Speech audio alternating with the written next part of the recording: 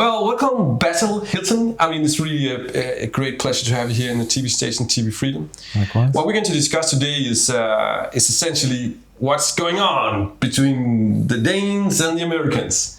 Because you are like the arch-American in a sense, right? You really come from the States, you're here in Denmark, and you're an intellectual with a lot of wisdom and understanding. So the idea was to make a conversation about what is it to be a Dane, what is it to be an American, and what's kind of the relationship. And we're going to talk about some of the problems, right? Okay. Be honest about it. And also then after we talk, first we're going to talk a bit about democracy. Okay. The problems there. Yeah. And then we're going to compare Reverend Dr. Martin Luther King with Malcolm X, who are like the two big guys, right? Of course. Yeah. So I mean, let me start, and then you just say something and say I have an idea. Right. So according to Plato, the problem about democracy is too much. If you have too much freedom, people start to get absolutely annoying. Yeah. Yeah. Right. Yeah. The moral corruption that freedom, or sometimes it leads to, gives this corruption, and then people starts to get annoying. Mm-hmm. And in this situation, the philosopher or the academic are supposed to go into the cave, right, and shed the light, the light of truth, right? Yes. And this is some of the things that we've been kind of trying to discuss, and we've had a lot of feelings about. Also in the States, right? With absolutely. Elon Musk and Twitter, right? Yeah. It's all about that, isn't it? Yeah. Yeah. Definitely. What about the truth, right? The censorship of Twitter and Facebook and social media. Yeah. It's going on, right? Oh yeah. Well, recently, before Elon Musk bought Twitter, there was a lot of censorship going on where, many users' accounts were deleted, or they were just hiding a lot of the data, or conflating it with other things, and it led to a lot of personalities and just real people vanishing from the face of the earth, because it just it showed how dangerous it can be. I mean, there was a lot of corrupted things going on Twitter. Yeah, right? to censor the truth. And what's your take on that? I mean, you're not like the arch Republican, I guess. I actually have quite center right views. I consider myself a conservative, a man of traditional values and traditional norms, but I'm quite flexible. I have an open mind as to what the future could be, when forces are joined. But you're not like on the fringe, right? You're more like I'm taking a very dominant stance here. I can see the left being more prone to censoring, what they don't necessarily agree with from both sides. That's true. To sort of consolidate and maintain power through liberality and this this democracy, which is, I don't know, in a way, it's far from its origin. It's become some form of manipulation and just it's true. Just complete control over someone's opinions or their political views, or the lies. It's the whole discussion on woke, actually, right? Yeah. Yeah. I mean, woke are supposed to be this, useful, spirited, answer to all things. Yeah. But what it really ends up being is being a control system. Right. And it happens in a lot of places, especially on campus, right? If you're not having these opinions, then you are not supposed to be here, right? No, exiled. And that's exactly opposite to what democracy is all about, right? Which is to have a free opinion, right? And these fights that's going on within the youth community, I think it's so far gone from where it used to come from, right? Mm-hmm. I mean.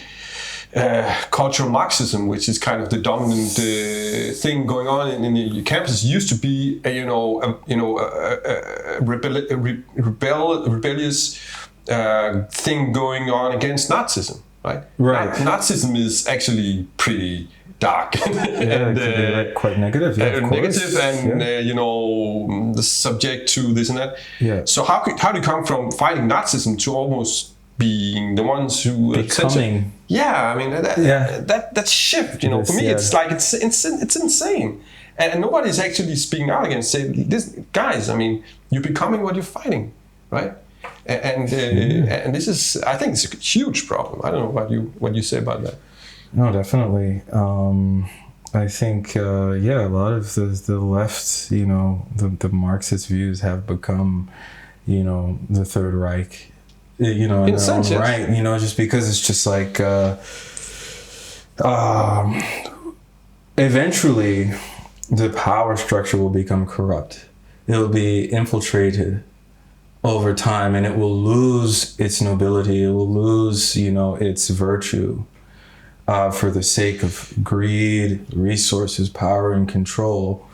And then someone needs to form the next, you know, truth movement. And so it's very, it's a really fine line, they say, between love and hate. Sure. And eventually the light will be exposing the truth. So yeah, I just read this wonderful philosopher we talked about last time, this Heraclitus. Mm-hmm. He says that the truth, you know, true truth work will make a catharsis.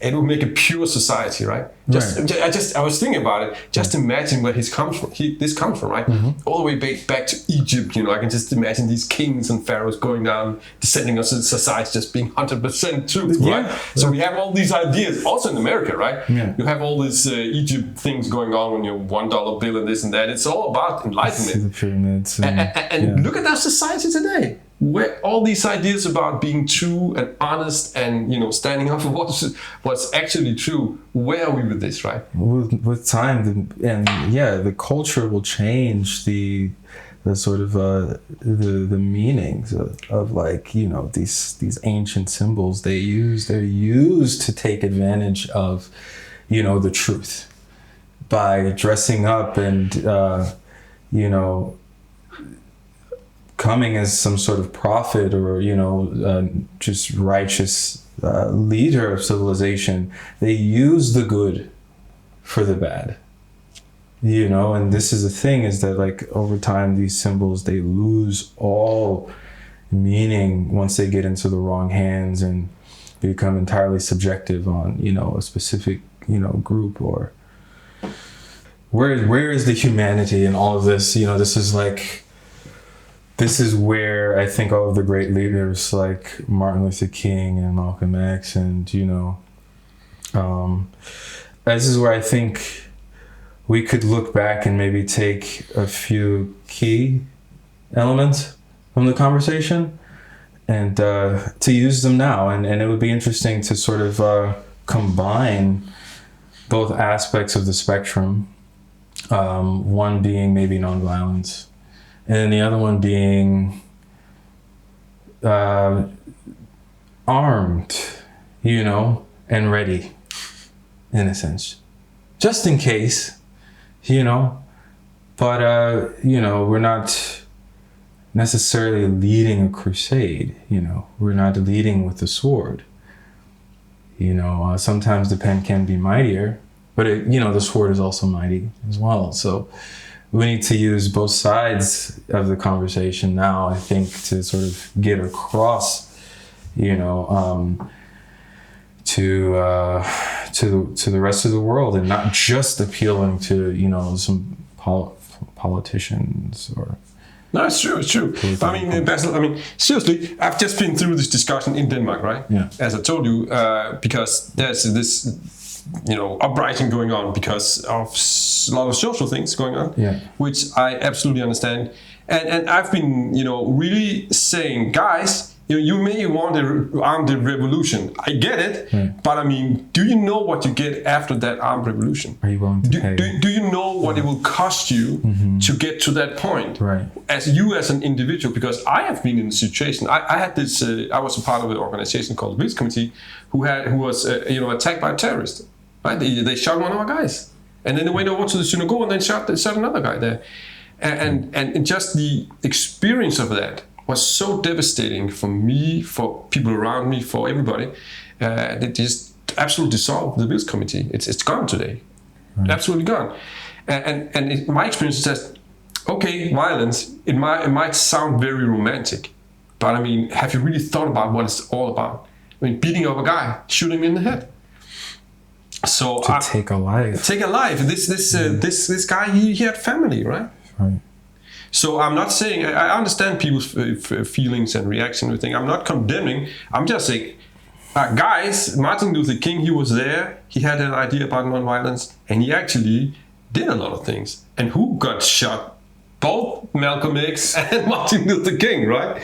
And so they both got to be martyred in a sense. Right. But I mean, yeah, it's difficult. I'm not saying I'm having the right answer. I'm just saying I'm trying to talk about nonviolence.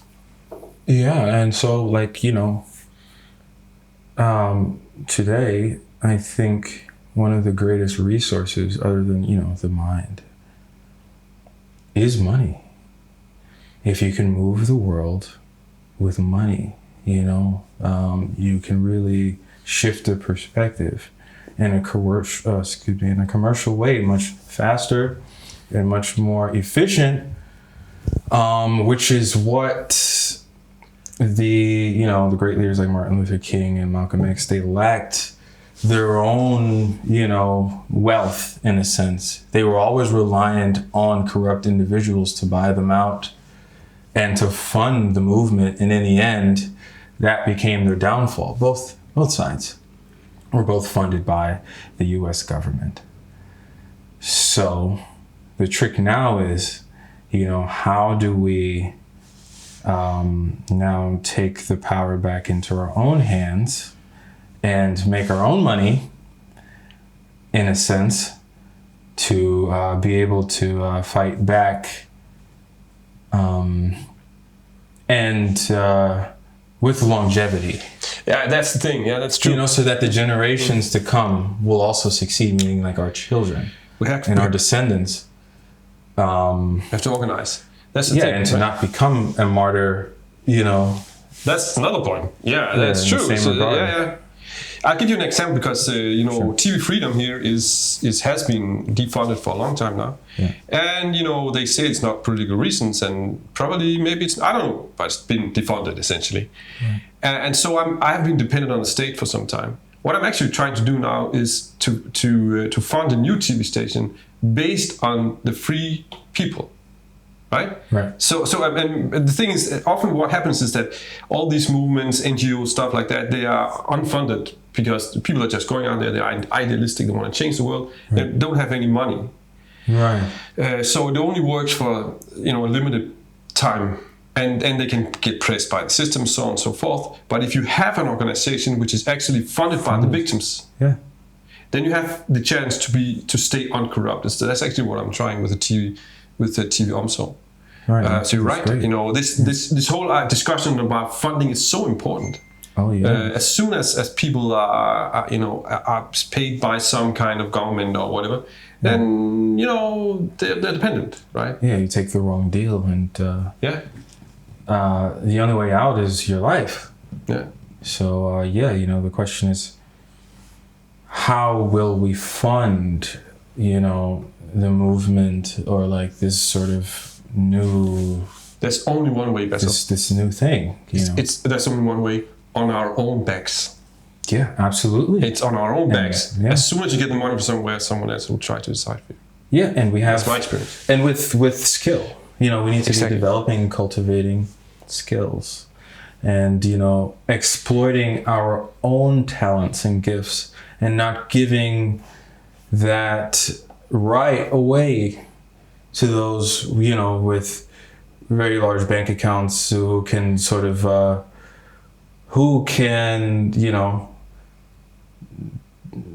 make the movement excel at a quicker pace. This is kind of the illusion that they cast onto most artists and free-minded journalists like yourself, is that they give us the idea that we need to depend on some sort of outside force for our own success, and really it starts from within.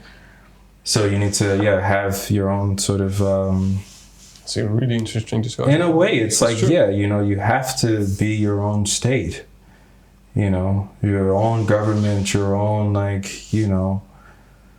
You have to be independent. That's the own. point, right? Yeah. And the only way that you get to be independent from the state is that if we help each other. And my experience is that when you're in trouble, the state will use your trouble as a means to control you.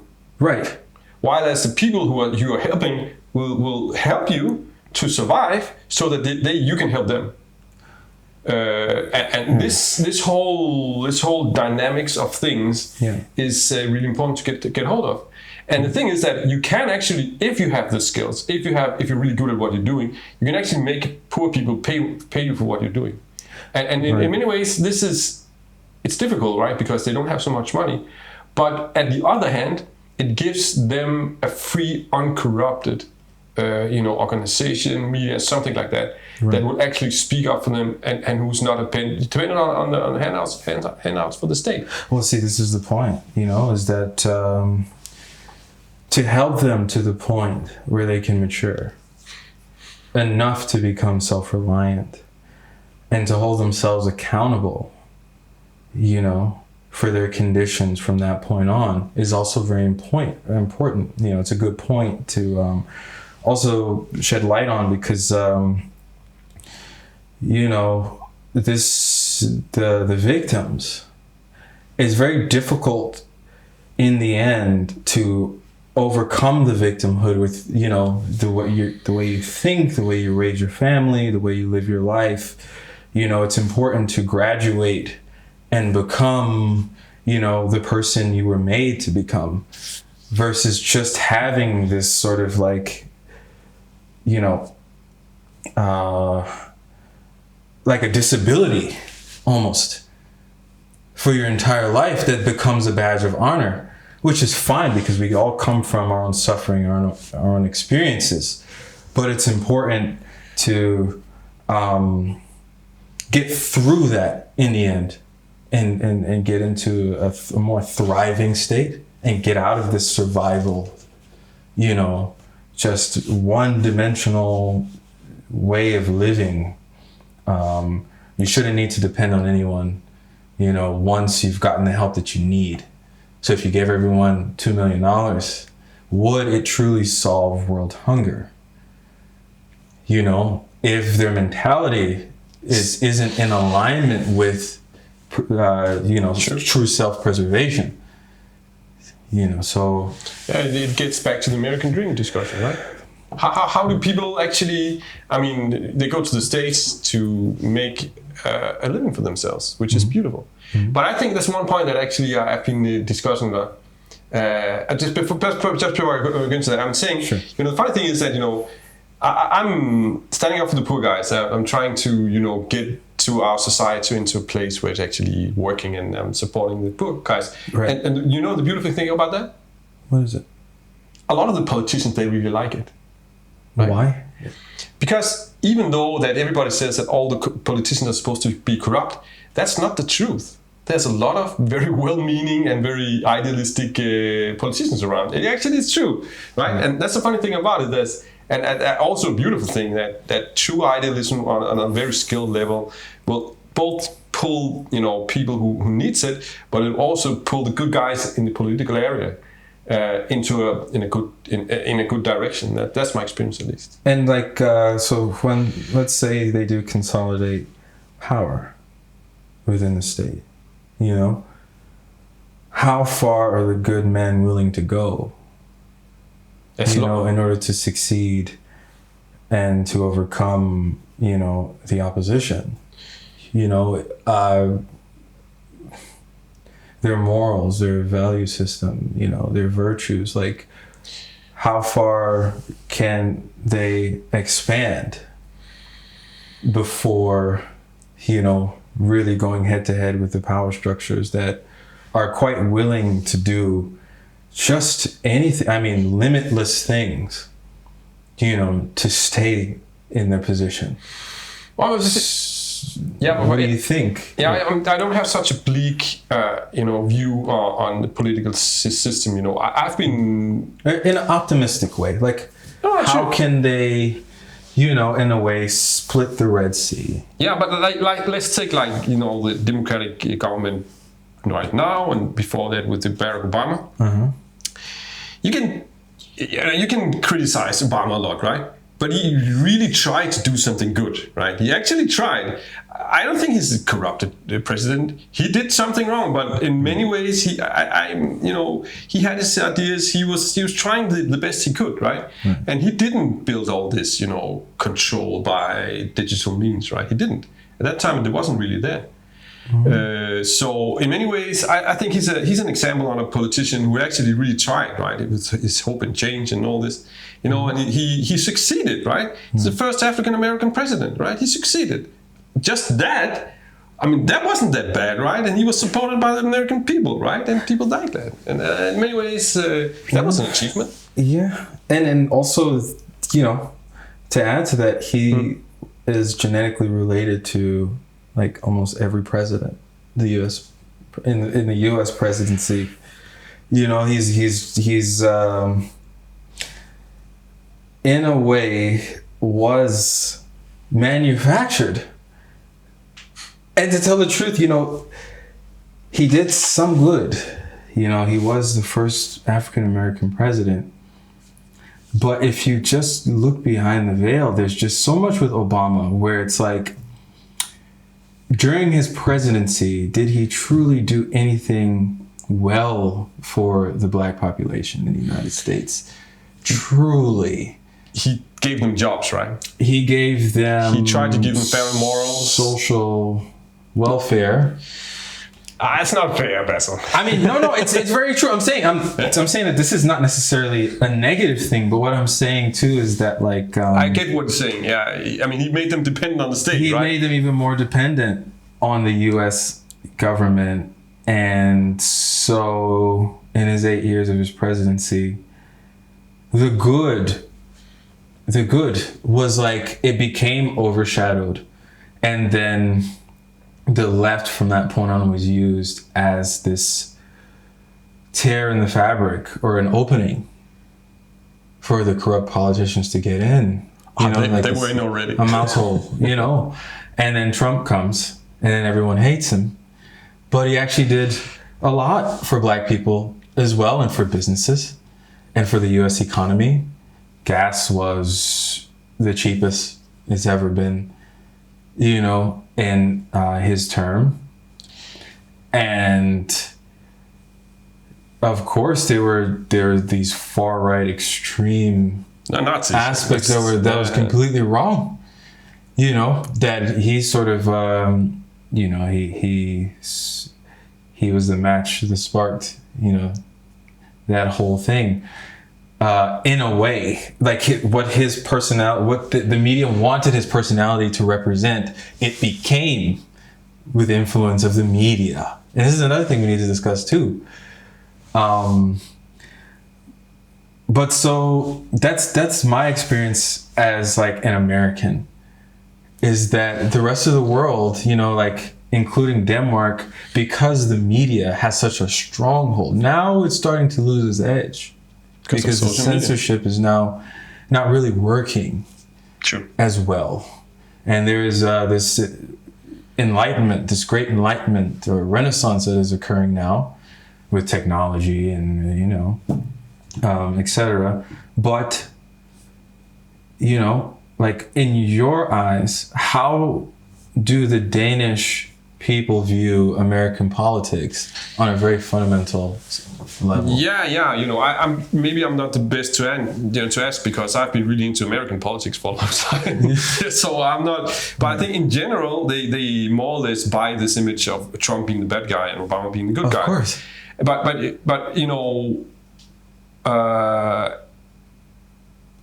it's all about ideas, right? Political disruption is about having the good ideas and actually working them out. And the thing about Obama and Trump was that really they didn't do so much things different, right? I'll give me an example, right? Sure. So the economy, right? Yeah. Obamonomics, focusing on production, taking production back from China. Who really did that a lot? Donald Trump, right? He did it. Of course, it was Trump. Yeah, it was Trump, but it started with Obama. He was the one who made the whole swap away from China. Go back to see the election, his second election. Which is interesting because Joe Biden was also his vice president. And what he's doing now, swing away from China. But when? Politically, but it's still in bed very much with China. Yeah, but both Obama started and Trump, he continued it. This whole kind of discussion on China, it started with Obama, came, then it was Trump, and now it's Biden, and they're doing exactly the same. And what's really the big issue? Well, I think the real big issue is that Obama didn't. God bless America. Didn't call out and expose the entire industry of pedophilia going on in Hollywood, going on in the government. Trump did that. Sending out indictments left and right during his presidency. Still going on. Still to this day. The Epsteins. Definitely. All of these things happened under Trump's presidency. Obama, on the other hand, before 2020, I don't want to go too deep into this, but before the pandemic occurred, this romantic idea of the world was still possible to use it as an advantage, with how people choose to vote, how they live their lives, what jobs they work, what careers they pursue. The matrix was still very much that much more intact. And so it was fine during his presidency. But I think after the year 2020, with social media, just, for example, a lot of the maybe the political ideas or like information that's being disseminated online is being flagged as misinformation and false by these like huge corporations like Meta, Facebook, and like, Instagram. And people are realizing, if you go through the comment section, it doesn't matter how much of this like material you cover, you start to see that people, they're opening their eyes to, well, if it's censored, if it's flagged as false information, then this must be the truth. Yeah, it's funny, right? But it's not so simple, seriously, Basil. I agree. It's like, take this new film, The Sound of Freedom. I don't know if you heard about it. No, it's actually it's the story's it's simple. It's a ex-CIA agent who's been going undercover in all these pedophilia things. Yeah. And they made a film about him. And it just came out the 4th of July, right? So it's a big thing. And it's called Sound of Freedom. It's all, and this CIA agent, ex-CIA agent, is actually trying to confront this whole system of disgusting, horrible things.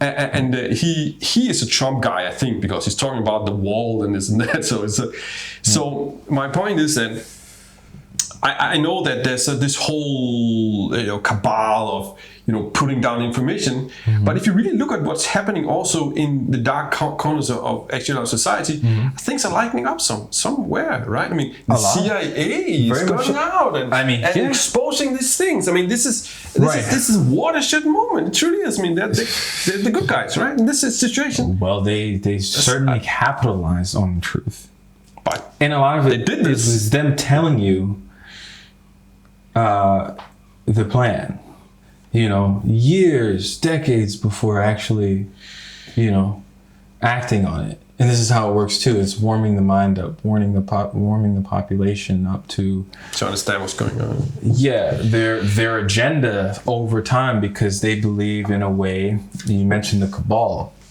that it will, purify the sin. If I tell you what I'm going to do, then there's no karmic retribution. And this is also like in the art, it's in the music, it's in, the media and the news. And so it's just this great, many like distractions that are taking everyone's mind off of like the next big thing that they should be focusing on. Like the submarine, for example, that went down with billionaires.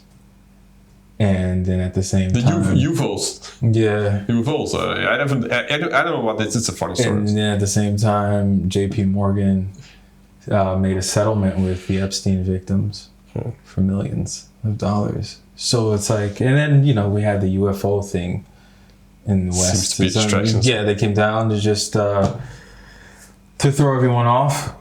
And so this is like, you know, when it comes to democracy, you know, where is it?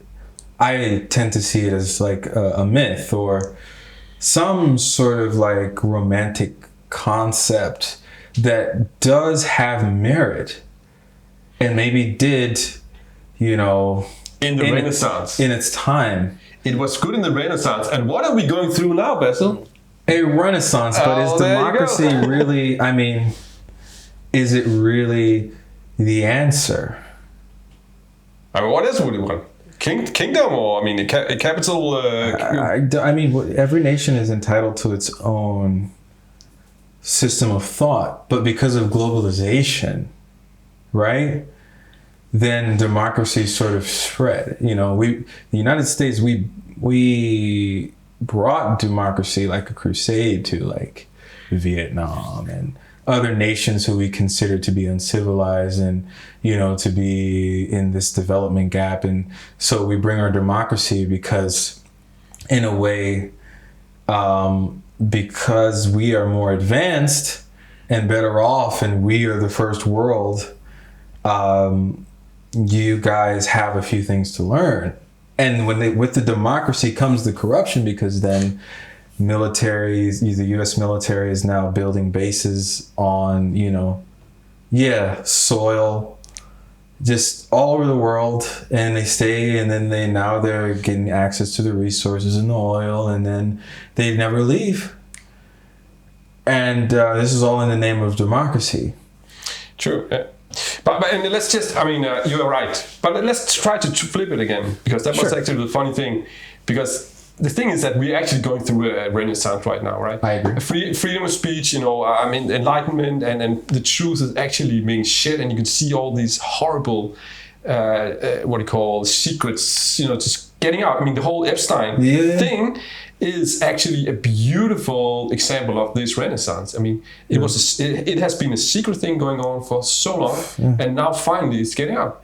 And I think in many ways, that's the funny thing is that we start to lose our faith in democracy because we realize our world is so fucking corrupted. Excuse my language. Right. But the thing is, the whole thing of us realizing that things are corrupted is the best thing that ever happened for the democracy. Because people get, you know, it will, I think, all this truth shedding in the long run will actually be really good, because a lot of these horrible things will be cast out of society, and we can kind of start from scratch, right? And we can actually make a society which is much less, you know, evil and corrupted. It happened in the French Revolution. It was the same, right? All this pedophilia in the French society was just disgusting. Yeah, of course. It's exactly the same. Yeah. Exactly the same. Yeah. We have this enlightenment time, and people that realize what is going on, and then it's just disgusting. Right. And you know, then we have like the Napoleons and the Machiavellis and the Leonardo da Vinci's and you and me and all these people who actually were all which were all funded again. Yeah, I'm not funded, at least right now. by the Medici family, who were corrupt Italian bankers at the time. True. Who did very much did great innovations, and they funded the entire Renaissance. I mean, without them, there would be no Sistine Chapel walls painted, or, you know, great reliefs, or sculptures, and this entire like academic aspect, you know, and philosophy and all these things was funded by these individuals who are necessarily not good, you know. So when you mention that they should work together, right, you know, in the way that that maybe continues to sort of shed light on the truth, whether they like it or not. It's sort of like using their own strength against them in this way for something positive to occur. Because, without a Napoleon, what is a French Revolution? If we want to be truly optimistic and a realist, it's like without him, there wouldn't be this legacy that the French, in a way, disdain. They have a very, very bad taste about it, but then they respect, this sort of initiative. There's some good they can take from it. But then, look at how developed the French civilization is. It's one of the most beautiful, civilizations on the face of the earth, and so many things, like when it comes to fashion. The great composers, the Impressionists, Maurice Ravel, Debussy, Boulanger, all of these, individuals, in a way, were a byproduct of their own historical past, and whether they liked it or not. So it's like, how can we use it to our advantage to help to continue pushing, getting the truth out there, and to go far with it? I think one of the answers lies in the fact that we can learn from the past, right? Right. I think that's quite important, actually. I just had this conversation, I was invited to, I'm a bit invited to something called the Vatican Observatory. Okay. It's a beautiful place. Wow. It's run by some monks, and they have this speciality of combining science and theology. Mm-hmm. Spirituality and the science. Right. On the highest level. It's like, the teachers are priests studying at the MIT. Right. PhD, MIT PhD, right. Teaching, So it's just really, really, really amazing. Highly developed, yeah. Highly developed. And I think, and what the picture they use all the time is this Italian Renaissance pictures of all the philosophers, right? Right. You probably know with Plato pointing up, Aristotle pointing down. It's this classic, right? Yeah. And these guys, they are the ones who are sitting in the same halls as this painting is painted, right? So in a way, they're still there. The guys who painted in the Italian Renaissance is still there. It's still there's a little part of it left of the Italian Renaissance in Rome, right? These monks, they are so highly developed, it's so beautiful. Mm-hmm. And my point is that, we're going through a Renaissance today, and there's been Renaissances before, and it's still kind of there, right? There's still things left, right? Like all these Enlightenment guys that's in the, like all these, in the UK, they have a lot of, all the barons, and they're all about enlightenment, and you also in the States, all these Freemasons and so on. Right.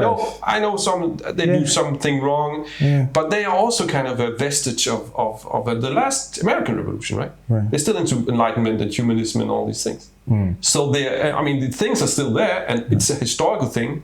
And now we're in this new revolution of going back to the ancients, breaking away, coming up from tradition, but at the same time, adding value to tradition. Exactly, that's it. It is a great Renaissance, and it's important for the great thinkers of our time, the artists, to find true, this autonomy that I'm speaking on, just breaking away from the power structure to be able to truly have a voice and to not, fall back into the old way.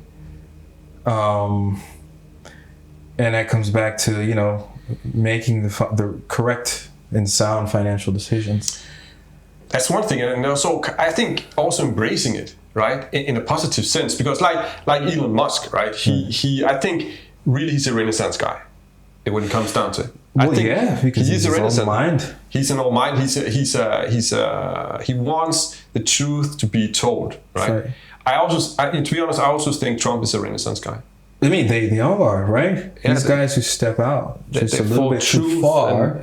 For truth, it's beautiful. Definitely. And we're not seeing them in the right light today. Actually, we were like, what's going on? And Elon Musk is not doing the right thing. The media. But if he wasn't Elon Musk, if he wasn't a billionaire, it would be very difficult for him to actually have a voice and to bring light to truth and to free all these accounts that were deactivated during Jack Dorsey's leadership of Twitter. And just all these things wouldn't be possible without the resources, It's true. So yeah, I think it's important for us to go into the industry with, the oil money, figure out how you can make enough to not produce free work for for public consumption and be so affected by it and almost victimized by it. Because in a way it loses value on social media when all anyone has to do is like it. But they're not necessarily funding the revolution either. They're just an audience member, and there's just so many heads of state, or there's a new cult of personality popping up, showing up every day, a new influencer every other week, and no one's attention span is, great enough to really be able to stay in the game and hang in there, as a supporter long enough for the thing to be able to consolidate enough, momentum, and then become, be able to sustain itself. Yeah, but maybe it's just, it's just a cyclical development, right? You have the Italian Renaissance and you have the French Renaissance. French Renaissance was more or less the same as the American Renaissance was kind of, you guys really worked together. Influence. And we know America is the suburbs of England. But Western Europe. Yeah, went to France, right? Because of France. Then the French also, had, territory in the United States, in the South, Louisiana, and they brought the Creole and, all this. Yeah, their culture there as well. And it's to this day, it has an impact on, how the average American lives their lives there. Sure. So mixing, the cultural sort of, what makes us special, what makes us different. Putting these things together is the future. It shouldn't separate us any longer. But yeah, we have to, again, start to take advantage of what makes us different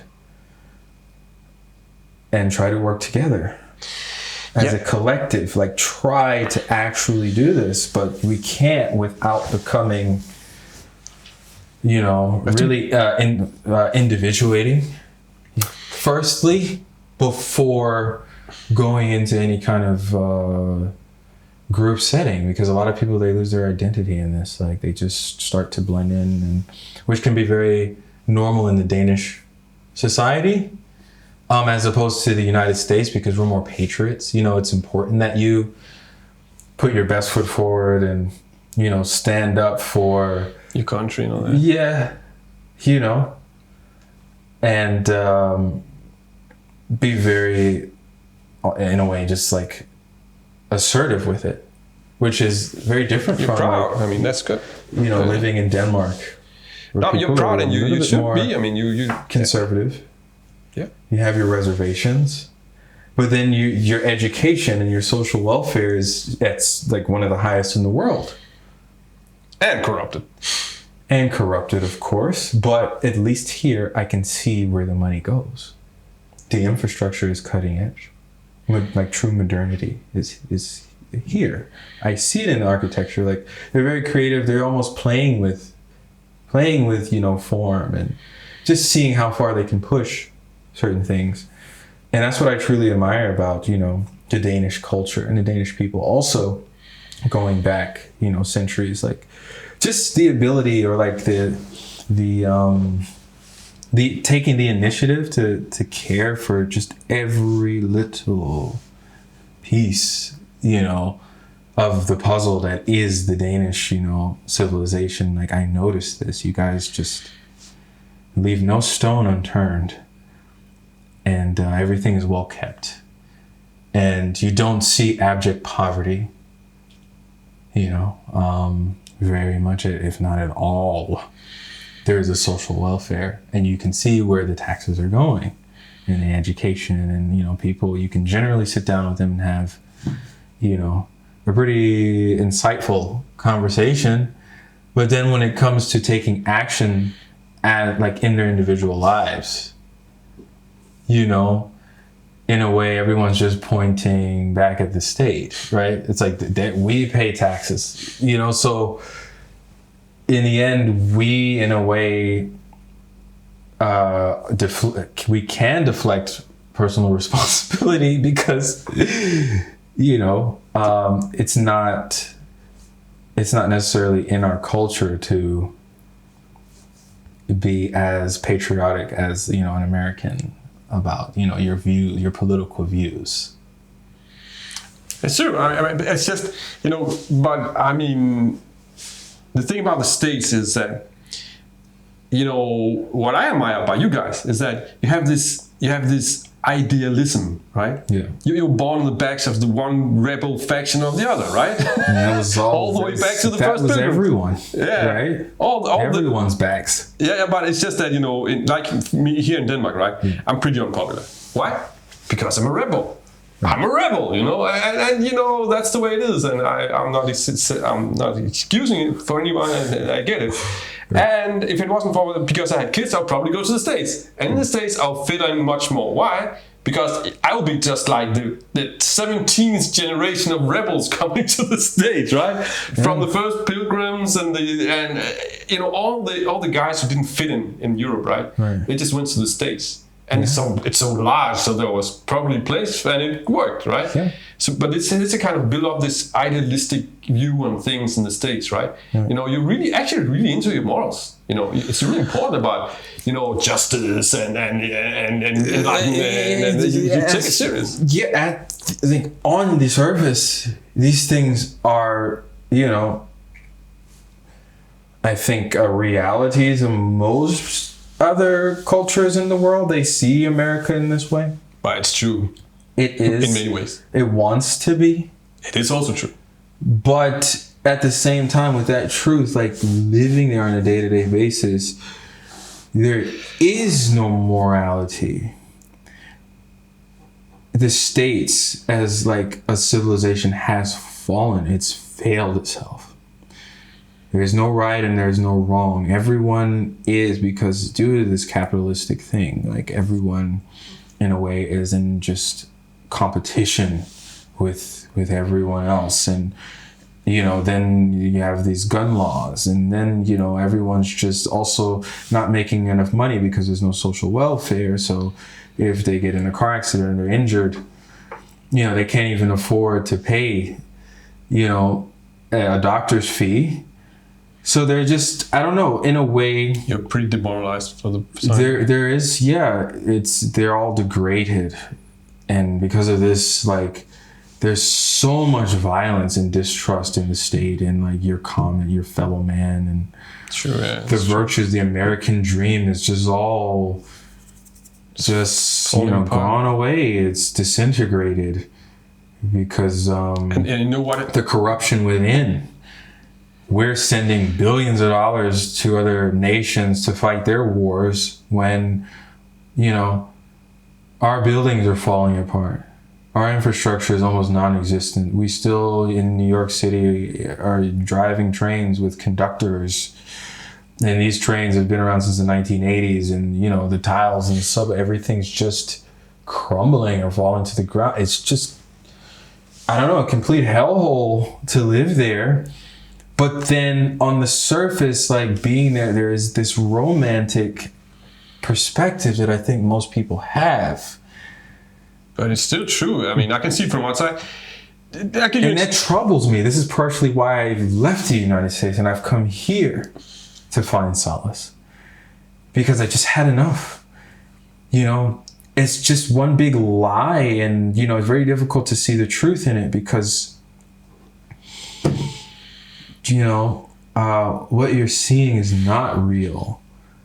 Living there, growing there, and then leaving. And it changes the way you think and how your brain is wired and how you see the rest of the world. And you go back and you're like, oh man, everyone's just another part of the machine. After all, even with all the patriotism and this like revolutionary, like, you know, just kind of way of wanting to just, yeah, have a way in the world, but it's just not there.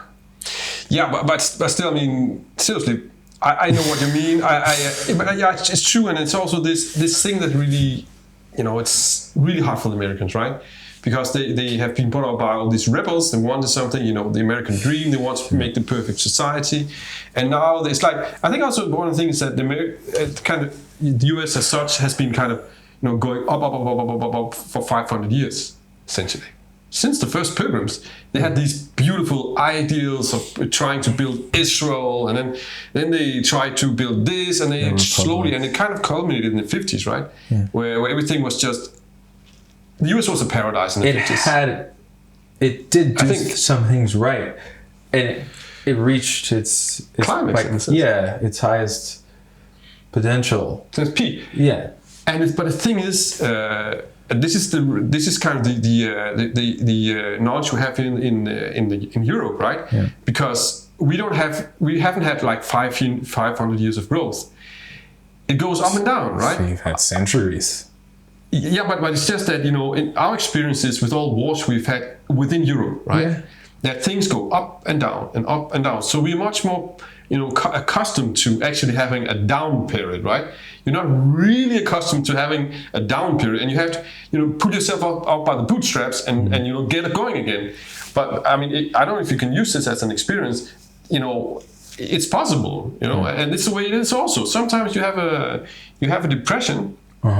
And what you need to do is that you have to keep your faith in the virtues of your society. Right? That's an excellent point. It's so important. That's an excellent point. And, you know, that particular aspect, you know, makes me proud to be an American. You know, to pull yourself up by your bootstraps. You know, taking initiative. You know, taking back control of your own fate. You know, and succeeding in the end against all odds. You know, through ambition and, you know, having great ideas and, exactly. You know, making a lot of money and, you know, getting ultra wealthy. Succeeding. And breaking these generational curses, you know, in a way. This is like the American dream. But here, you don't really see people as determined to do any better. Because at the end of the day, our country must fall on its sword.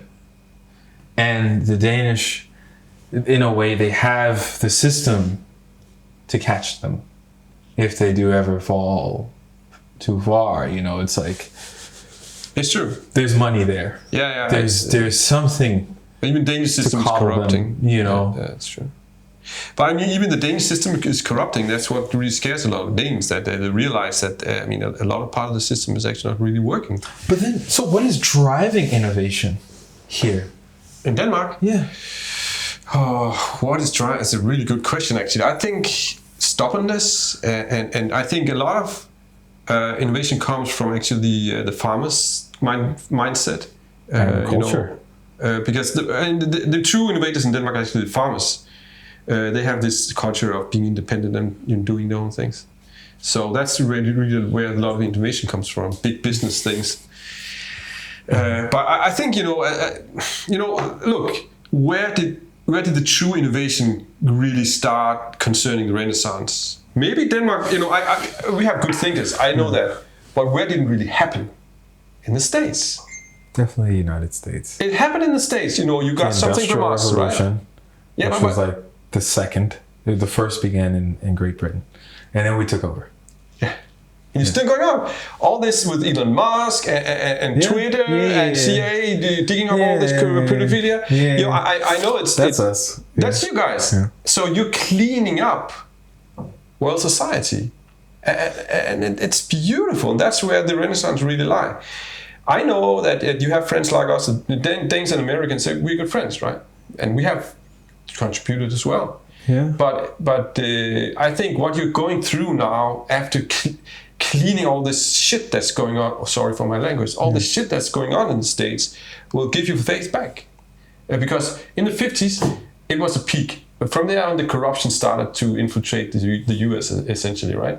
A lot of the things that really, you get complacent. And, extremely obvious then that the corruption had been going on, you know, but we did reach such a high point, you know, we were just like the leaders of world civilization, you know, and everyone just flocked to our country just to live a better life. The Irish, you know, just the Polish Jewish, just the Chinese, everyone who was in a way affected, they came to us to find this better way of living, because there was access and it was such a young country at the time. We're only like 400, 500 years old or whatever. And so that's it. But the continent of North America is just so vast. I know. So and we're just broken up into, you know, states. Yeah.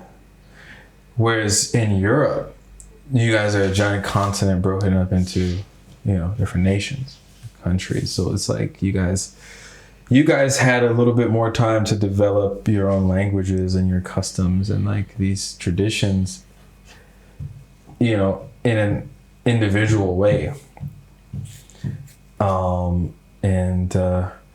But, you know, so how did that in a way drive innovation in the United States? Yeah, but I mean, it's that go-get spirit, I think, in the States, right? You know, and also the brilliance of a lot of the people who actually came to the States, right? Well, yeah. Elon Musk, he came from South Africa. South Africa, yeah. A lot of the really Tesla, he was also, you know, from somewhere else. Nikola Tesla, yeah, he was also really, you know, he really drove a lot of the innovation. No, he did. Yeah. So you got a lot of the really good innovative guys that couldn't make it in their own countries, and especially in Europe, you know, because we are not allowed to do it very much here in Europe. Like me, you know, I'm put down, pressures down, you know, everywhere. I can speak to the best you know, academics in the world in the UK and in Vatican, but here in Denmark, I'm like, oh, that's very, very dangerous to have a guy like you. It's thinking. Are you actually thinking? That's not allowed. Right. So you have this, but my point is actually with the States is that there's been 500 years tradition of rebellion, building up things, not being the leader of the world, but just evolving, trying to make it better. And you reach this point where you got the leader of the world, and in many ways it's not really good for you. Well, because you say rebellion, you know, that is one, you know. That is one, you know, side. But then the other side, it was rebellion through violence and corruption. You know, think of how America, you know, the United States was founded when the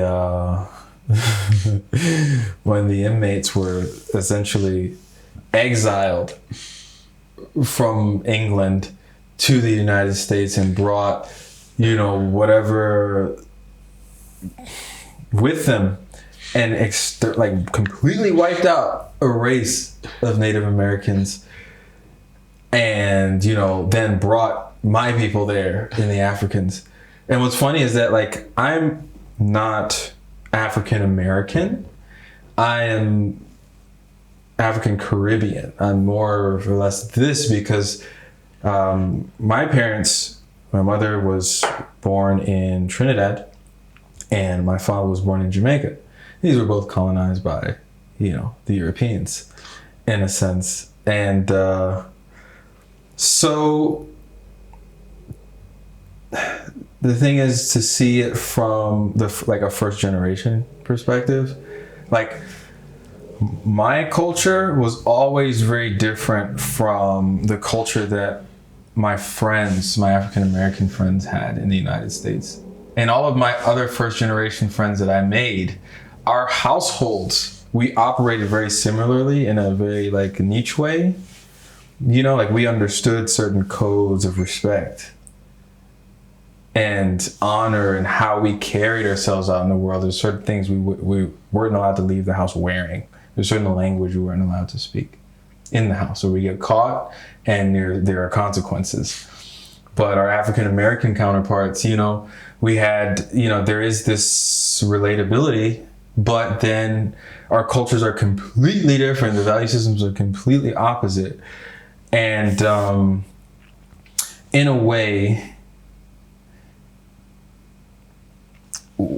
to go back to the like this victimhood, it's like they still haven't been able to overcome, you know, this in themselves in order to thrive and to just like, you know, renew, you know, start over, you know, contribute to the Renaissance without having to always point the finger. I'm a victim. Again and again, and still wanting reparations hundreds of years later, when there's so much money in our community that goes out to everyone else, like the Black Lives Matter organization. I was a part of it in the beginning, years ago, and I had to walk away from it because then the corruption became extremely apparent. Yeah, because then they're taking the money and they're buying mansions in Los Angeles. And they're spending it on very meaningless or frivolous things instead of the movement. And then they're almost like inspiring the victimhood to continue to create the means to make more money off of the industry of like, you know, it's disgusting. This thing. So it's just like, yeah, you know, it's really sad because that's also American history as well. True. And it's not simple. I'm not saying it's simple. Yeah, it's just very, I don't know. It's just once they can use the past to their advantage to become better, more progressive individuals, and to release it and to use it, you know, for good, then I think our country can repair itself and be what it once was. But it's also extremely far gone. Yeah, it's just that I think also... So I don't want to be too idealistic and say, you know, that we can go back to the 1950s United States, or like... You're supposed to. I mean, it's an ideal. But I mean, it's also, I think, you know, we have this idea about the Renaissance being such a magnificent era, and you see all these works of art and all the ideas that came out of the French Renaissance and the Italian Renaissance, which was great. But actually being in the Renaissance was probably horrible. Terrible. Really terrible. Yeah, really terrible. I mean, the Jacobins in France who were, you know, chopping off heads of aristocrats, and I think also probably in the Italian Renaissance with the Medicis and this and that. It's just like horrible. And then the same today, right? Yeah. Being a true speaker and all this, it's horrible. I mean, like me, you know, I'm so put down, and people don't like me all the time just because I'm trying to say a little bit of the truth. Mm-hmm. And I don't know about your experience, but you know how it is. No, definitely. Like Elon Musk, right? He was just such a hero electric car, so he bought Twitter to make a humanistic platform for truth, right? And all of a sudden he's a villain. He's evil. He's evil because he's telling the truth. What did he do? He showed that there's a lot of pedophilia within Twitter. Yeah. How can that ever be evil? No, because people, they know better. Yeah, but I mean, it's exposing this. Well, because fear of accepting the truth and to speak, you know, to tell the truth is a responsibility. And people do not want the responsibility of the truth because they're too comfortable, you know, going out every weekend, working their 9 to 5, just being another piece in the system. They don't necessarily want the responsibility of becoming, you know, any kind of truth-seeking leader or influence in the community. They would rather just take the back seat and maybe focus on things that are a little bit more degenerate. I don't know if you notice this trend in the media where it's just a lot of like, you know, women degrading themselves, men degrading themselves. This materialistic thing, you know, and the artists are also doing the same, where, you know, they're going the opposite way of like Elon Musk is like, which is what, you know, our job as an artist is, by all means, life or death, to, you know, death to his part, good and evil, you know, to always be the beacon for truth. Exactly. You know, you're risking everything for it. And now it's like, I see fellow artists, they're just falling into this systematic conformity of, if I can become a successful artist and have some kind of influence, then that's good enough for me. Yeah, I don't have the courage, you know, enough or the edge enough to want to sacrifice my career as an artist. And that's where like I feel like I come in.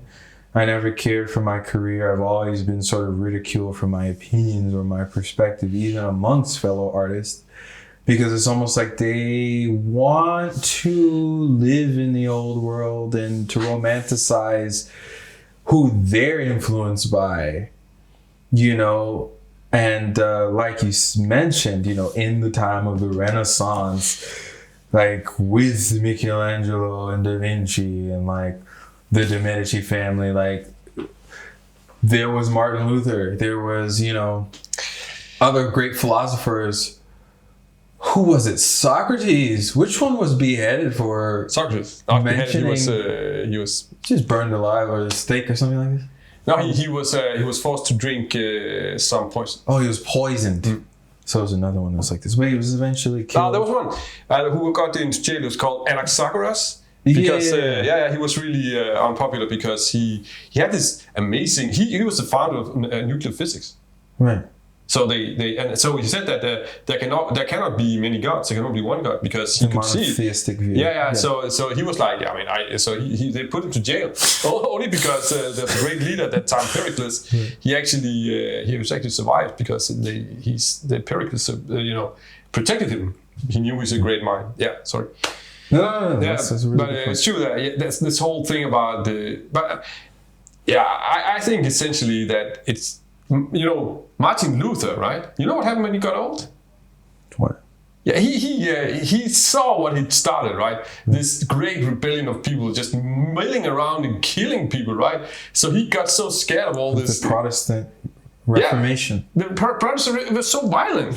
Of course, but it was completely necessary. I mean, he wrote a 96 or 7 page thesis and nailed it to the doors of the Catholic Church. I mean, how revolutionary. With God.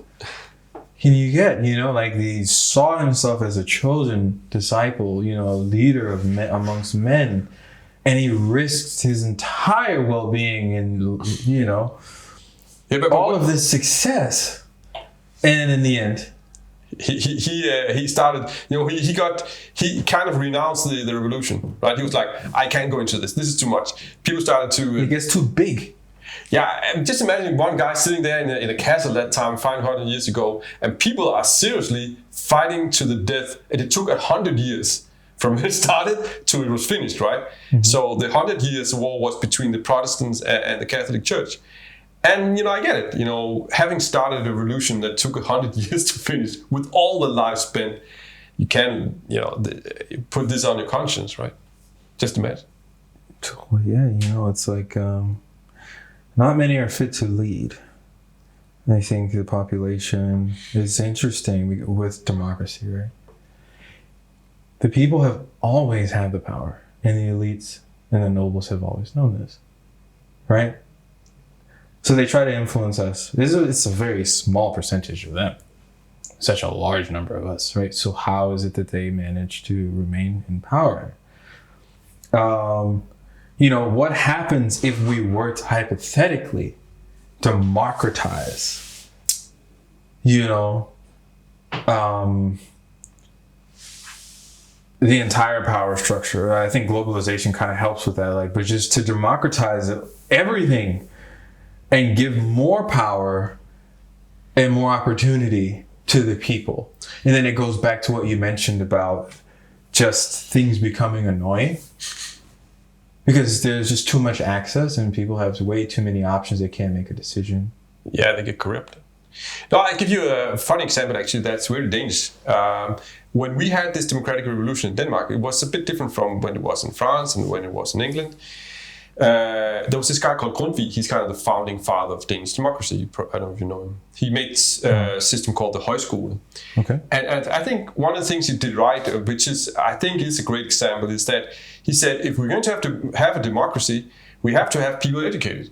Right? We have to let them actually know things, otherwise we can't have a democracy. Mm-hmm. So he started these schools just to give people an education, not an education of, just arithmetics and these boring things, but truly on life, right? Truly educate people in art and science and actually making them understand.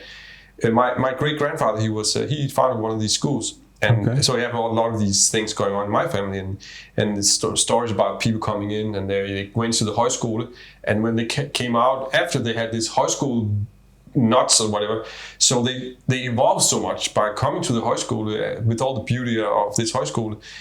And I think that's an example on how you have to do with the democracy. You have to have education, but not education that's just education. You have a special kind of education that goes into really lifting up people to your best ability as an elite, right? And I think one of the beautiful things about Højskolen was actually my great-grandfather. He was a very elitist person, right? He was a son of a very wealthy what do you call merchant. They had money, right? A lot of money. And he used his whole life in this school, right, just to educate peasants and people who came with no education at all. He used his entire life. He was, a really elitist person, and he gave all his knowledge and skills to everybody. And this really drove the Danish Renaissance in a sense. And I think that's something that the world maybe can learn from Denmark, is this Højskole movement. It's a beautiful thing. You don't have any exams or anything. You just come there as a young person. You stay on the school like on campus for half a year, and you just get thrown through art and music and philosophy and all these things that really make people grow. It's not about religion or It's all about giving these people an ability to control their lives, right? To really understand things, and by that being a good member of democracy. But then it's interesting because, then it falls into the scientific rationalism, right? Where everyone's just so educated, they have no sense of spirituality or no relationship to God. But that's and, they've replaced these religious dogmatic way of thinking with an education system. So then they just become completely programmed and learned in this education that it's almost impossible for them in their own experience to be able to have critical thought or to be able to think outside of the confines of their education, or some great philosopher.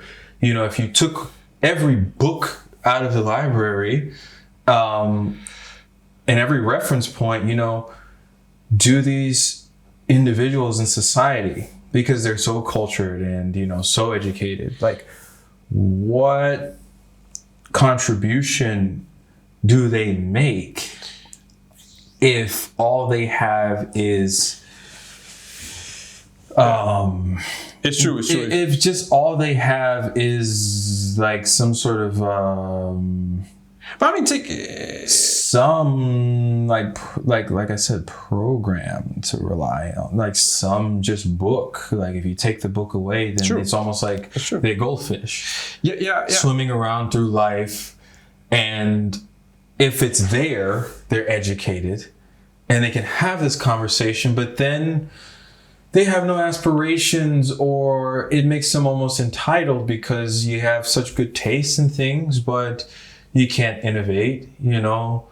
You don't know what it feels like to have to suffer and to experience tragedy in life, to be able to paint, you know, in such a masterful way that it affects someone emotionally, and it compels them, their soul, to want to take action to sort of maybe emulate this process. You know, you don't get these things because in a way it's just all handed to you in life. And but I think it's what good is the education? Yeah, but I think it's a matter of what kind of education we talk about. Without, you know, this, like I said, the connection to God, or something that's true, maybe a little bit more esoteric or metaphysical, which I think Plato was trying to lean in towards, you know, like that there is a universe, there is something greater that everyone is trying to put their finger on, but it's just, you know, it's impossible for the human mind to be able to wrap itself around something that doesn't have a beginning or an end. And this is kind of the beginning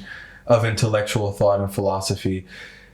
Sure. I mean, let me try to give you an answer. Sure. But you're right. I mean, I have like two answers. One is that Grundtvig, who was the founder of this Højskole movement, he was a priest. He wasn't an academic of the French Revolution type. Right. He was a priest, and what he did was he combined like Christianity with Judaism and the old Nordic faith, Odin and Thor and so on and so forth. Paganism. Paganism, which is very strong here in Denmark, because this is an old Viking nation. Yeah. And then he added all kind of things like all these humanistic ideas and democratic ideas. So what he did was, I think he was at the same time as Karl Marx, but to my mind, I think actually Grundtvig was much more advanced than Marx was, because of his ideas of a society. He believed democracy would be. What he did was he created kind of a cultural basis for democracy to stand on in his time, right? He combined everything that was in that time and made a basis everybody could stand on, so that they could be educated and free of their own understanding. Yeah. So you're right. It's just that you cannot really view Grundtvig from the French Revolution perspective, really, which is all about rationalism, because he was Dane, right? And he definitely thought in much more different things than Voltaire and all these Enlightenment philosophers. That's one answer. The other one is Oxford, right? I mean, Oxford. Look at it. I've been a few times to Oxford, and I was made a symposium in St. Mary's Church. Oxford is one big church. It is. It used to be, an Anglican church, essentially, and you cannot study in Oxford otherwise if you weren't supposed to be a priest. Right. So I know that in this French Revolution education that we are more or less following in most of the Western world, actually, there are alternatives. Also, I told you about the Vatican Observatory, where they are really trying to combine, science with faith. Alternatives to God. No, not to God, but to this what you call barren scientific way of scientific rationalism. Yeah, scientific binary thought. Yeah, just if you, and I mean that's I've been fighting to really to put God into the equation again. I think without God, everything falls apart. I mean, yeah, like what is your character? Like your morals when no one's there to hold you accountable. Like to have a power that can see you always, that to hold yourself accountable. Like this idea of repentance, and humility in a way. Absolutely. It's like a soft power, but it's also very strong, and it goes into like these prophets like Jesus Christ, for example, where he just had all the power in the world to turn, the Roman soldiers into, liquid, dust or something like this. You know, he could have just completely just made them vanish when they spat in his face, or, you know, they degraded him and disrespected him. He turned the other cheek. And there's just so much strength there, because in the end, he knew who he was. He had this ultimate, he knew, like, he could really sense himself. He just, you know, from just the core of his being, he was unchangeable. And that as an example, going for, just to have that symbolically, it was just as a concept, is just so powerful in society, because it goes to show that, like, there are more ways.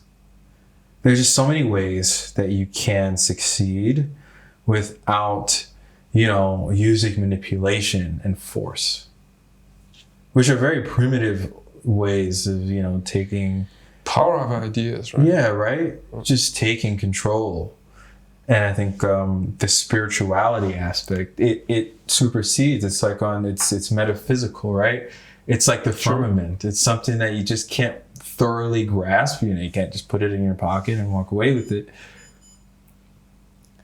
But in a way, it does encapsulate, you know, like, it helps to expand, you know, the human consciousness, you know, as a whole, versus just the development of the mind, or like the brain itself and the psychology, you know. And I think this is what someone like Carl Jung was trying to reach at, which with his study of dreams and, you know, the metaphysical realm. True. But even he couldn't say God didn't exist himself. You know? I've made a you know, proof of God, actually. You probably didn't know. Okay. I've done it. Yeah, okay. I've done it. Yeah. I'll give it to you. Yeah, what did you find? I found it in. I started Plato for a long time, and then I realized that Plato had a master or a teacher, and this teacher, he had actually had a few teachers. But one of them is Greek called Anaxagoras. Okay. And what Plato says is that God is mind or intelligence. Right, so this is kind of the typical Greek answer to God, right? It's mind. Right. And then I started and what Plato is not really kind of, you know, really shedding light on giving really details on this idea. So I studied Anaxagoras for a long time, and what he says is that he was also the inventor of nuclear physics. He's kind of the original nuclear physicist. I mean, there are some after him, like Democritus and so on, but he's the kind of the original. And what he says is that all matter is made out of small building bricks, undividable building bricks. Thereby, atoms means undividable. Right. But in between all this flows mind or intelligence. He called it nous or something. So what happens is that gnosis is not understanding. Nous, it's just mind, pure mind, right? I'll try to explain it more, just to explain it. What happens is that when something is born, right, a little piece of this mind or intelligence is suffused into some kind of body, be it, you know, the straw or a fish or a human being. What happens is that you get a little piece of intelligence into you. You keep it for your life, and then when you die, it goes away. Death is actually not physical death. It is when this little piece of intelligence, goes away. Right. So the proof is, because I think that makes sense to me, is that everything in nature evolves. It goes on and on. Like human beings, say we came from monkeys that came from. So they say. I mean. Yeah, but just to finish the argument, then we can start trying to discuss some details, because otherwise it's difficult. I will give you 100%. But I think in many ways this is true. But my point is that one thing that doesn't evolve is intelligence. Intelligence is something which is absolutely stable. It's, you know, the ability to rationalize, it's the ability to remember. It's the capacity. Capacity to you know, to get information through your senses. This doesn't change. Be it a tree, fish, dolphin, whatever. Every time you look at something which is alive, it has this ability. I mean, some of it is much more expanded than other. It has kind of, you know, more or less of it. But the ability is exactly the same. How can life have this one ability, which is exactly the same in all life, if it didn't come from somewhere else?